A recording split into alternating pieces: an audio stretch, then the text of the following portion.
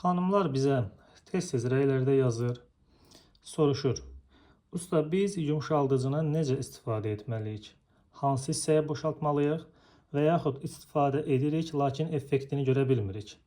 Ya əlavə etdiyimiz kimi qalır bu hissədə və yaxud əlavə edirik, anındaca axıb gedir. Bunun səbəbi nədən ibarətdir? İstəyirik bu haqda danışaq, ümid edirik video sizin üçün faydalı olar. Baxın. Paltaryuyan maşınlarda yumşaldıcı üçün nəzərdə tutulan hissə bu paraşok qabının orta hissəsidir. Və burada da müəyyənləşdirilmiş bir səviyyə var. Hansı ki 99% hallarda maksimum deyə yazılır. O səviyyəni aşmaq olmaz. Əsas məsələlərdən biri də bundan ibarətdir. Nəyə görə olmaz? Çünki bu qab indi sizə göstərəcək sifon prinsipi ilə işləyir, belə desək. Baxın, o maksimum səviyyə hardasa uyğun gəlir bu dəliyin hündürlüyünə. Ki, görürsünüz, bu da yumşaldıcının axması üçündür. Biz bundan artıq daha çox yumşaldıcı əlavə edəndə anındaca yumşaldıcı axır gedir.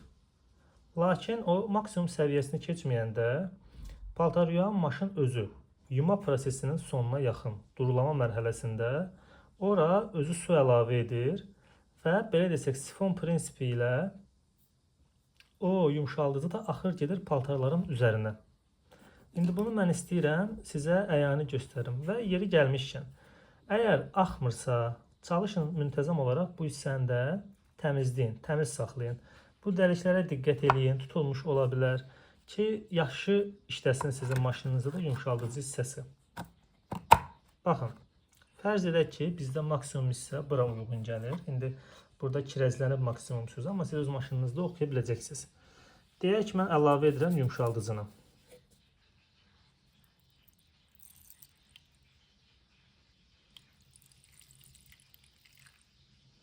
Gördüyünüz kimi maksimum hissəni keçməmək şərti ilə əlavə eləyirəm.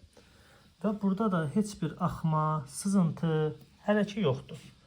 Lakin elə ki, mən maksimum hissəsini indi keçəcəm. Fərz edək ki, yuma prosesinin sonuna yaxın yaxalamada maşın özü su əlavə eləyir.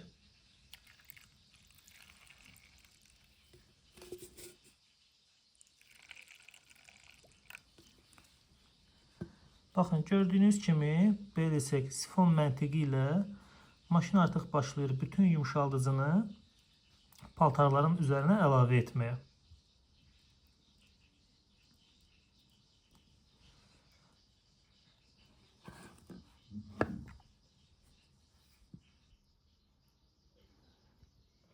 Vəssalam, burada heç bir yumşaldıcı qalmadı. Yəni, yumşaldıcının iş prinsipi bir mənalı olaraq bundan ibarətdir. Və çalışın siz də bu müəyyən olunmuş səviyyəyə diqqət edin. Ümid edirəm video sizə faydalı olar, maraqlı olar. Fikirlərini bizlə bölüşməyi unutmayın. Bütün şərhləri oxuyuruq, tənqidi şərhlərdən nəticə çıxarırıq. Xoş yazılmış şərhlər də bizi növbəti videoları çəkməyə motivasiya edir. İzləmədə qalın. Daha çox üçün bizi təqib etməyi unutmayın. Təşəkkürlər.